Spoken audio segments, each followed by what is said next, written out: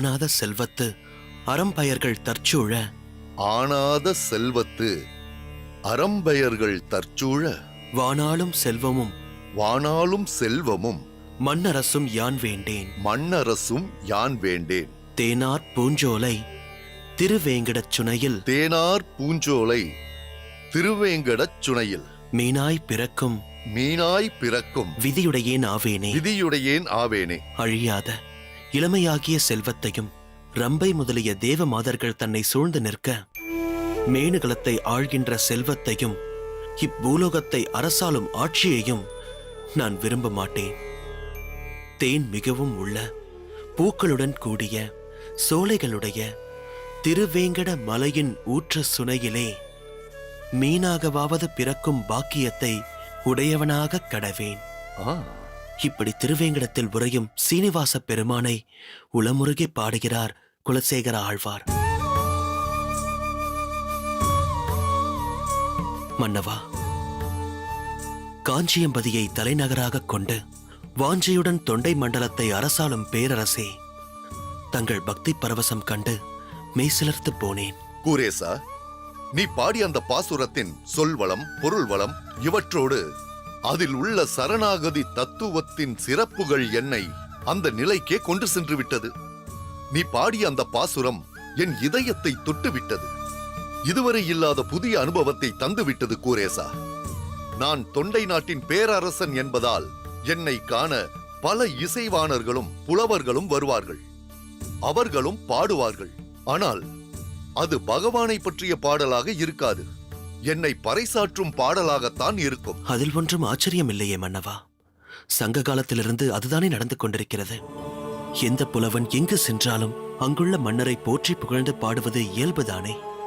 இமயவரம்பன் நெடுஞ்சேரலாதனை, குமட்டூர் கண்ணனாரும், பல்யானை செய்குழு குட்டுவனை, பாலை கௌதமனாரும், கடல் பிறக் கோட்டிய செங்கூட்டுவனை, பரணரும் பாடிய பாடல்கள் இன்றும் அந்த மன்னர்களின் புகழையும் புலவர்களின் காவியத் திறனையும் பறைசாற்றுகின்றனவே. பொருணராற்ற படையை பாடிய முடத்தாம கண்ணியார், பட்டினப்பாலையை பாடிய உருத்திரங்கண்ணனார் ஆகியோர் சோழ மாமன்னர் கரிகால் வளவனைத்தானே பாடினார்கள். ஓய்மான் நாட்டு நல்லிய கோடனை நல்லூர் நத்தத்தரும் சிறுபானாற்ற படையில் பாடினார். மதுரை காஞ்சியில் மாங்குடி மருதனார் தலையாடல் காணத்து செருவென்ற பாண்டியனை பாடினார். இப்படி புலவர்கள் மன்னர்களை பாடி புகழ்வதில் ஆச்சரியம் ஒன்றும் இல்லையே. கூரேசா, உனது நினைவாற்றல் என்னை வியக்க வைக்கிறது. மன்னனான என்னால் கூட இந்த மன்னனை இன்னென்ன புலவர்கள் பாடினார்கள் என்று சொல்ல முடியாது. இளம் வயது முதலே இலக்கியத்தில் எனக்கிருந்த ஈடுபாட்டால் தான் இவற்றை நினைவில் கொண்டிருக்கிறேன். புலவர்கள் தங்களை பாடியதில் வியப்பேதும் இல்லை என்பதற்காக இதை சொன்னேன், அவ்வளவுதான். உண்மைதான். புலவர்கள் என்னை போற்றி பாடுவதை கேட்டு நான் மிகவும் மகிழ்ந்திருக்கிறேன். என்னை நினைத்து நானே பெருமைப்பட்டிருக்கிறேன். ஏன், நானே உயர்ந்தவன் என்று நினைத்து கர்வம் கூட கொண்டிருக்கிறேன். ஆனால் அவை யாவும் தமிழ் பாசுரங்களை உன் வாக்கால் கேட்கும் வரைதான். என்று இந்த தமிழ் பாசுரத்தை கேட்டு இதில் ஈடுபாடு கொண்டேனோ அன்றே நான் மாறிவிட்டேன். பூர்ண திருப்தி என்பதை இப்பொழுதுதான் உணர்கிறேன். பகவான் தானே நமக்கு பரமபதம் எனும் உயரிய நிலையை அருள முடியும். நம் ஆத்மாவை கடைத்தேற்ற பகவான் ஒருவரால் தானே முடியும். உண்மை உண்மை. ஆத்ம திருப்தி என்பதை இப்போதுதான் நான் உணர்கிறேன். தொண்டை நாட்டின் பேரரசன் என்பது எந்த நேரத்திலும் மாறிவிடலாம். பகவானுக்கு தாசன் என்பதே நிலையான வாழ்வை தரும் என்பதை நான் பரிபூரணமாக தெரிந்து கொண்டேன் குரேசா. மாமன்னருக்கு எம் பணிவான வணக்கம்.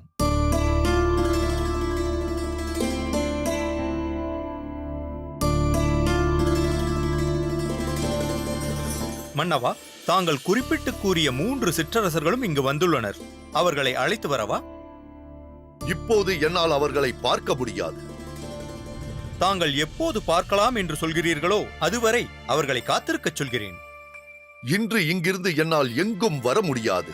வேண்டுமானால் நாளை காலை நான் அவர்களை சந்திப்பதாக சொல்லுங்கள். மன்னவா, குறுக்கிடுவதற்கு மன்னிக்க வேண்டும். தாங்கள் குறிப்பிட்டு கூறியவர்கள் என்பதால் அந்த சிற்றரசர்கள் இங்கு வந்திருக்கிறார்கள். அதனால் தாங்கள் அவர்களை சந்தித்த பிறகு நாம் நமது பாசுர வகுப்பை தொடரலாம்.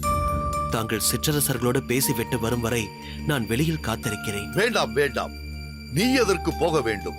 உனக்கு தெரியக்கூடாத ரகசியம் என்று இனி என் வாழ்வில் ஏதும் இல்லை. நீ இங்கேயே இரு. பிரதானியாரே, மன்னா, அவர்களை வரச் சொல்லுங்கள். உத்தரவு மன்னா. நான் இன்று அவர்களை இங்கு வர சொல்லி இருக்க கூடாது. தேவையில்லாத தொல்லை. அவர்களை சொல்லி குற்றமில்லை மன்னவா. மதியம் தொடங்கிய பாசுர வகுப்பு அந்தி சாய்ந்தும் தொடரும் என்று அடியே நினைக்கவில்லை. நானும் பாசுரத்தில் லயித்து விட்டதால் நேரம் போனதே உணராமல் இருந்து விட்டேன். உனக்கு ஏதாவது அவசர வேலை இருக்கிறதா? போக வேண்டுமா? பாசுரத்தை சேவிப்பதை விட வேறு என்ன வேலை அடியனுக்கு? இன்னும் சிறிது நேரம் சேவிக்கலாம்.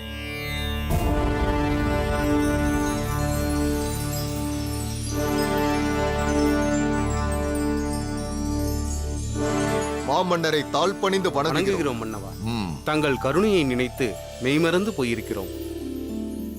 தங்களுக்கு என்றென்றும் கடமைப்பட்டு இருக்கிறோம் மன்னா. என்ன கூரேசா, இவர்கள் ஏன் இப்படி பேசுகிறார்கள் என்று பார்க்கிறாயா? நான் நடுநாட்டை உள்ளடக்கிய எனது தொண்டை மண்டலத்தின் ஊர்களில் சிலவற்றை இவர்களுக்கு பிரித்துத் தரப்போகிறேன். படிப்படியாக எனது பொறுப்புகளிலிருந்து விடுபட்டு பரந்தாமனுக்கு தொண்டு செய்யும் பரம பக்தனாக மாற விரும்புகிறேன். இவர் பெயர் கூரேசன். எனக்கு தமிழ் பாசுரங்களை போதிக்கும் ஆசான். நியாயமாக நான் கூரேசனை மிகுந்த மரியாதையோடு குரு என்று குறிப்பிட வேண்டும். ஆனால் கூரேசனை சிறு வயது முதலே நான் அறிவேன் என்பதால் நான் அப்படி அதீத மரியாதை தருவது கூரேசனுக்கே பிடிக்காது என்றுதான் சொல்ல வேண்டும். மன்னவா, இவர்களுக்கு இவரை பற்றி தெரியவில்லை என்றாலும் நான் கூரம் பகுதியை உள்ளடக்கிய பகுதியில் இருப்பவன் என்பதால் இவரை பற்றி நான் நன்றாகவே அறிவேன். இவர் தனது ஊழியனுக்கு தந்த மாலை கோயிலில் காணாமல் போன தங்களது மாலையாக இருக்குமோ என்று சந்தேகம் ஏற்பட்டு அந்த ஊழியனை தண்டிக்க முயல்கையில் இவர் வந்து தடுத்து நிலைமையை விளக்கியதும் அப்போதே தாங்கள் இவரிடம் மிகுந்த அபிமானம் கொண்டதும் எனக்கு நன்றாகவே தெரியும். நல்லது, அமருங்கள்.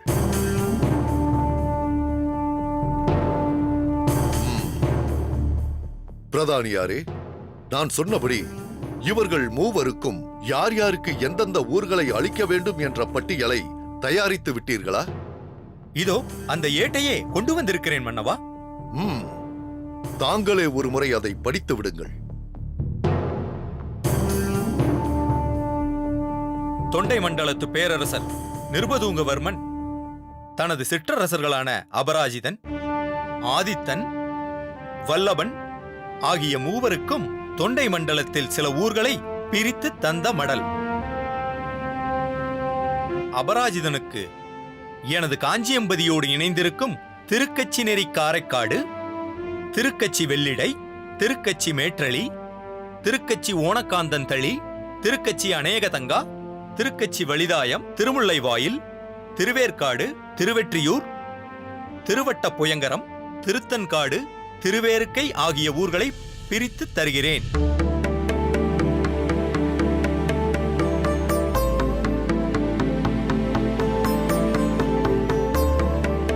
ஆதித்தனுக்கு திருவெண்பாக்கம், திருப்பாசூர், திருக்கல்லம், திருவிற்கோளம், திரு இளம்பையன் கோட்டூர், தக்கோலம், திருக்குரங்கனின் முட்டம், திருப்பரமேஸ்வர விண்ணகரம் ஆகிய ஊர்களை பிரித்து தருகிறேன்.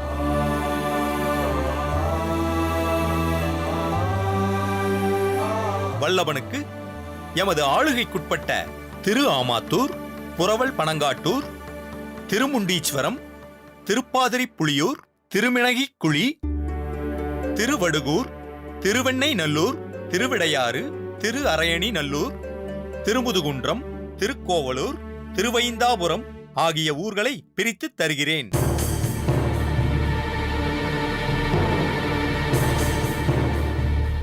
மன்னவா, எங்கள் மீது இவ்வளவு நம்பிக்கை கொண்டு இத்தனை ஊர்களை எங்கள் பொறுப்பில் தந்ததற்கு நாங்கள் எப்படி நன்றி சொல்லப் போகிறோம்? உங்களிடம் தரப்பட்ட ஊர்களை சிறந்த முறையில் பரிபாலனம் செய்யுங்கள். அதுதான் நீங்கள் எனக்கு சொல்லும் நன்றி. பிரதானியாரே, மன்னவா, இந்த சுவடியின் மூலப்பிரதியை உங்களிடம் பத்திரமாக வைத்துக் கொண்டு இவர்கள் மூவருக்கும் அதிலிருந்து பிரதி எடுத்து தந்து விடுங்கள். பிறகு நாம் முறைப்படி அனைத்தையும் செய்வோம். ஆணை மன்னவா. ம். சிற்றரசர்களே, நாம் பிறகு சந்திக்கலாம்.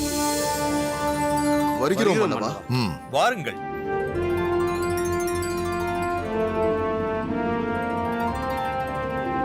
மன்னவா, தங்கள் செயல் கண்டு வியந்து போனேன். இப்படி அவரவர் பொறுப்பில் ஊர்களை தரும்போது அவர்கள் மிகுந்த உற்சாகத்தோடும் உரிமையோடும் செயல்படுவார்கள். ஆனால் அதில் ஒரு சங்கடமும் இருக்கிறது கூரேசா. சங்கடமா? அது என்ன? நமக்கு இவ்வளவு ஊர்கள் கிடைத்து விட்டதே, இனி நாம் என்ன செய்தாலும் எவரும் கேட்க முடியாது என்று நினைத்து தவறு செய்யவும் வாய்ப்பு இருக்கிறது. தங்களுக்கு கட்டுப்பட்ட சிற்றரசர்கள் அப்படி கட்டுப்பாடில்லாமல் நடந்து கொள்வார்கள் என்று அடியேனால் நினைக்க முடியவில்லை மன்னவா. தங்களது உயர்ந்த நோக்கத்தை புரிந்து கொண்டு சிறப்பாக செயல்படுவார்கள் என்றுதான் நினைக்கிறேன். நானும் அந்த நம்பிக்கையில் தான் இதையெல்லாம் செய்கிறேன். ஆனால் ஆளவந்தாரை போல் அனைத்தையும் துறந்து செல்லும் பக்குவம் எனக்கு அமையவில்லை. அவரைப் போல் ஆச்சாரிய பீடத்தில் அமரும் அருகதையும் எனக்கில்லை. சிறிது சிறிதாக பற்றுகளிலிருந்து விடுபட்டு பரமபதநாதனின் பாதங்களை பற்றிக் கொள்ள வேண்டும் என்றுதான் இப்படியெல்லாம் செய்து கொண்டிருக்கிறேன். பாசுரங்களை கேட்கிறேன். நீ சொன்ன சங்கதியை ஏற்றுக்கொண்டேன். சரி கூரேசா, நேரத்தை கடத்த வேண்டாம். நீ பாசுரத்தை தொடர்ந்து சொல். பின்னிட்ட சடையானும் பிரம்மனும் இந்திரனும் பின்னிட்ட சடையானும் பிரம்மனும் இந்திரனும் துன்னிட்டு புகழறிய வைகுந்த நீள்வாசல். துன்னிட்டு புகழறிய வைகுந்த நீள்வாசல்.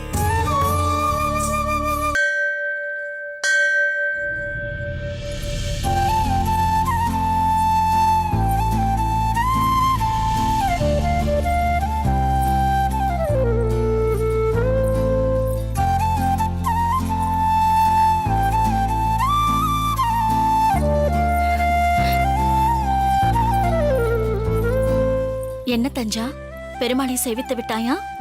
சேவித்து விட்டேன் மாமி. உங்களுக்காக அகத்தில் காத்திருந்தேன். வழக்கமாக நீங்கள் வரும் நேரம் தாண்டியதால் ஒருவேளை நீங்கள் இன்று வரவில்லையோ என்று நான் வந்து விட்டேன். உன் அகத்திற்கு சென்று விட்டுத்தான் வருகிறேன். இன்று சற்று தாமதமாகிவிட்டது. வரும் வாரம் என் மைத்துனனின் கல்யாணம் வருகிறது. அதனால் பக்தர்கள் சிலர் வந்திருக்கின்றனர். அவர்களுடன் கொள்முதலில் புடவை வாங்க நெசவாளர்களிடம் சென்றிருந்தேன். என் அகத்துக்காரரும் என்னுடன் வந்திருந்தார். ஓ, அதுதான் கர்ப்ப கிரகத்தில் வேறு ஒரு பட்டர் இருந்தாரோ? எல்லாவற்றையும் முடித்துக்கொண்டு குறித்த நேரத்தில் வர வேண்டும் என்றுதான் பார்த்தோம். ஆனால் கடையில் நேரம் போனதே தெரியவில்லை. தஞ்சா, உனக்கே தெரியும், பெண்கள் புடவை பார்க்க ஆரம்பித்தால் இந்த புடவையை காண்பி, அந்த புடவையை காண்பி, இது என்ன வர்ணம், அது என்ன வர்ணம் என்று நெசவாளிகளிடம் கேள்வி கேட்டு எதை வாங்குவது என்று குழம்பி ஒரு முடிவுக்கு வருவதற்குள் பல மணி நேரம் ஆகிவிடும். அதுவும் நாங்களோ மொத்தம் 4 பெண்மணிகள். கேட்கவே வேண்டாம். நீங்கள் இவ்வளவு சீக்கிரம் கோயிலுக்கு வந்ததே பெரிய விஷயம்தான். என் அகத்துக்காரர் எனக்கு 4 பட்டுப்புடவைகள் வாங்கி கொடுத்தார். அதிசயம், ஆனால் உண்மை. இப்படி கிடைத்தால்தான் உண்டு என்று நானும் வாங்கி கொண்டு விட்டேன். நாளை நீயும் வாயேன். நெசவாளர் நமக்கு வேண்டப்பட்டவர்தான். குறைந்த விலையில் தருவார். நீயும் 1-2 புடவைகளை வாங்கிக் கொள்ளேன். என்ன தஞ்சா, உன் முகம் மாறிவிட்டது? ஏன் மௌனமாகிவிட்டாய்?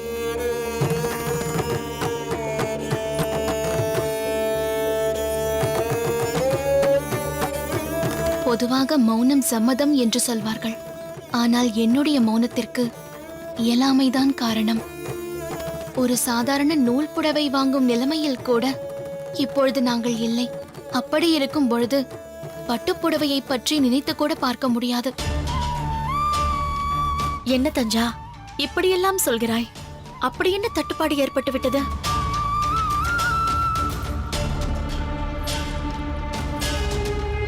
மாமி, ஒரு குறுகிய காலகட்டத்தில் நீங்கள் எனக்கு மிகவும் வேண்டப்பட்டவராகிவிட்டீர்கள். அதனால் உங்களிடம் சொல்கிறேன். என் அப்பா எங்கள் குடும்ப நிலை அறிந்து காஞ்சியம்பதியின் சுற்று வட்டாரங்களில் இருக்கும் கோயில்களுக்கு திரவியம் கொடுக்கும் வியாபாரத்தை ஏற்படுத்தி கொடுத்திருந்தார். அதை என் நகத்துக்காரர் பார்த்துக் கொள்வது என்று தீர்மானிக்கப்பட்டது. அவரும் முதலில் சரி என்று சொன்னவர் பின்பு மறுத்து விலகிக் கொண்டார். அப்படியா? ஏன் இந்த மனமாற்றம்?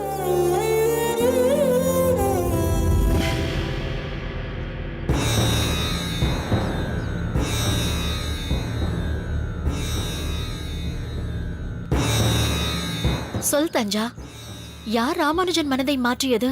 அங்கு வந்து கொண்டிருக்கிறாரே, அவர்தான் என் நகத்துக்காரரின் மனதை மாற்றியவர். திருக்கச்சி நம்பி சுவாமிகளா? நமஸ்காரம். வந்தனம். இருவரையும் ஒன்று சேர பார்ப்பது மிகவும் சந்தோஷமாக இருக்கிறது. எல்லாம் நீங்கள் செய்து கொடுத்த அறிமுகம்தான். அனைத்தும் அந்த வரதனின் அருள். உங்களின் பரிச்சயம் ஏற்பட்ட பிறகுதான் இவர்களின் குடும்பத்தினரிடம் ஒரு மாறுதலை அடியேன் காண்கின்றேன். என்ன தஞ்சா, எப்படி இருக்கிறாய்? அனைத்தும் நல்லபடியாகத்தானே போய்கொண்டிருக்கிறது? எல்லாம் நல்லபடியாகத்தான் போய்க் கொண்டிருக்கிறது. ஒரு விஷயத்தை தவிர. என்னம்மா அது? மாத வருமானம். புரியவில்லையா? வெளிப்படையாகவே சொல்கிறேன். என் நகத்துக்காரர் செய்ய இருந்த வியாபாரத்தை செய்ய விடாமல் தடுத்து விட்டீர்கள். அவர் மனதை மாற்றி விட்டீர்கள். எங்கள் வாழ்வாதாரத்தை தடுத்து விட்டீர்கள். அடியேன் அப்படி ஏதும் செய்யவில்லை அம்மா. பொதுவாகவே ராமானுஜன் சம்பந்தப்பட்ட எந்த விஷயமாக இருந்தாலும் அவன் அடியேனிடம் கலந்து ஆலோசிப்பது வழக்கம். அடியேனும் அவன் நலன் கருதி அவனுக்கு உகந்த ஆலோசனையை வழங்குவதும் வழக்கம். உங்களுக்கு உங்கள் சீடரை பற்றி மட்டுமே அக்கறை, கவலை. அதனால்தான் எங்களை, எங்கள் குடும்ப நலனை பற்றி நீங்கள் நினைத்து பார்ப்பதே இல்லை. உங்களால் நினைத்து பார்க்கவும் முடியாது. குடும்பம் உள்ளவர்களுக்குத்தான் அதை பற்றி தெரியும், உணர முடியும்.